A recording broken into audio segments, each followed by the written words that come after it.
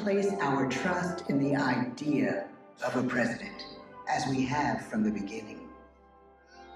My fellow citizens, no event could have filled me with greater anxieties than that notification on the 14th day of April, 1789, that you had selected me to lead our nation. But it was with the confidence of my fellow citizens that I took an oath. 35 simple words that have been repeated by every American president throughout history.